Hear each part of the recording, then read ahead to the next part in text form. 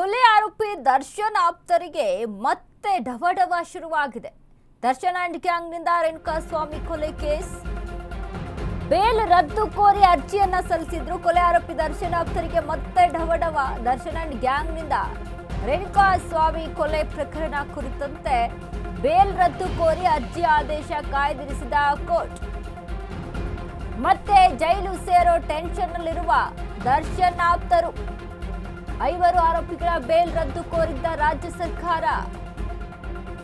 Pavan, Raghavendra, Nandish, Vinay, ಧನರಾಜ್ಗೆ bale ರದ್ದು ಭೀತಿ ಶುರುವಾಗಿದೆ.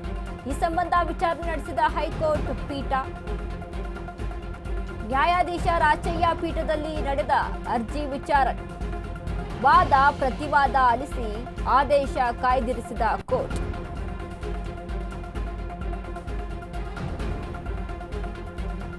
ಈಗಾಗಲೇ 5 ಆರೋಪಿಗಳಿಗೆ ಬೇಲ್ ಸಿಕ್ಕಿದೆ. ಪವನ್, ರಾಘವೇಂದ್ರ, ನಂದೀಶ್, ವಿನಯ್, ಧನರಾಜ್ಗೆ. ಆದ್ರೆ ಮತ್ತೆ ಎಲ್ಲಿ ಬೇಲ್ ರದ್ದಾಗ್ಬಿಡುತ್ತೋ ಅನ್ನುವಂತ ಟೆನ್ಷನ್ ನಲ್ಲಿದ್ದಾರೆ. ಯಾಕಂದ್ರೆ 5 ಆರೋಪಿಗಳ ಬೇಲ್ ರದ್ದು ಕೋರಿದ್ದಂತ ರಾಜ್ಯ ಸರ್ಕಾರ ಈ ಕುರಿತು ತಗಾದೆಯನ್ನ ತೆಗೆದಿತ್ತು, ಅರ್ಜಿಯನ್ನ ಸಲ್ಲಿಸಿದೆ. ಪವನ್, ರಾಘವೇಂದ್ರ, ನಂದೀಶ್ ಮತ್ತು ವಿನಯ್, ಧನರಾಜ್ಗೆ ಬೇಲ್ ಸಿಕ್ಕಿದೆ. ಆದರೆ ಸಾಕ್ಷಿಗಳ ವಿಚಾರಣೆ ನಡೀತಾ ಇದೆ. ಇದರಿಂದ ತೊಂದರೆ ಆಗ್ಬೋದು ಸಾಕ್ಷಿಗಳಿಗೆ, ಅಥವಾ ಇನ್ನು ಬೇರೆ ರೀತಿಯಾದಂಥ ಸಂಚನ್ನ ರೂಪಿಸ್ಕೊಳ್ಬಹುದು. ಇವರು ಸಪೋರ್ಟ್ ಮಾಡ್ಬೋದು ಜೈಲಲ್ಲಿರುವಂತಹ ಆರೋಪಿಗಳಿಗೆ.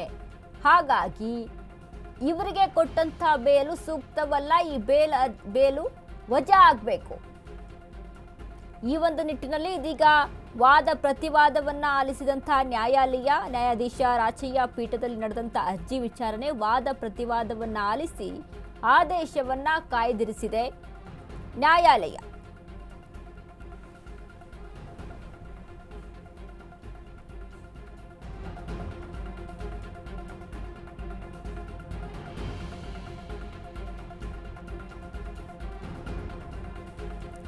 ಐವರು ಆರೋಪಿಗಳ ಜಾಮೀನು ರದ್ದು ಕೋರಿದ್ದ ಅರ್ಜಿ ಆದೇಶ ಕಾಯ್ದಿರಿಸಿದೆ ಕೋರ್ಟ್. ಜಾಮೀನು ರದ್ದುಪಡಿಸುವಂತೆ ಕೋರಿ ರಾಜ್ಯ ಸರ್ಕಾರ ಸಲ್ಲಿಸಿರುವ ಅರ್ಜಿಯ ವಿಚಾರಣೆ ನಡೆಸಿರುವಂತಹ ಕೋರ್ಟ್ ಆದೇಶವನ್ನ ಕಾಯ್ದಿರಿಸಿದೆ. ಹೈಕೋರ್ಟ್ ನ್ಯಾಯಮೂರ್ತಿಯಾದಂಥ ರಾಚಯ್ಯ ಪೀಠದಲ್ಲಿ ನಡೆದಂಥ ಅರ್ಜಿ ವಿಚಾರಣೆ. ಪವನ್, ರಾಘವೇಂದ್ರ, ನಂದೀಶ್, ವಿನಯ್, ಧನರಾಜು ಜಾಮೀನು ರದ್ದು ಕೋರಿದ್ದ ರಾಜ್ಯ ಸರ್ಕಾರ. ಇದೀಗ ನ್ಯಾಯಾಲಯ ವಾದ ಪ್ರತಿವಾದವನ್ನ ಆಲಿಸಿ ಆದೇಶವನ್ನ ಕಾಯ್ದಿರಿಸಿದೆ.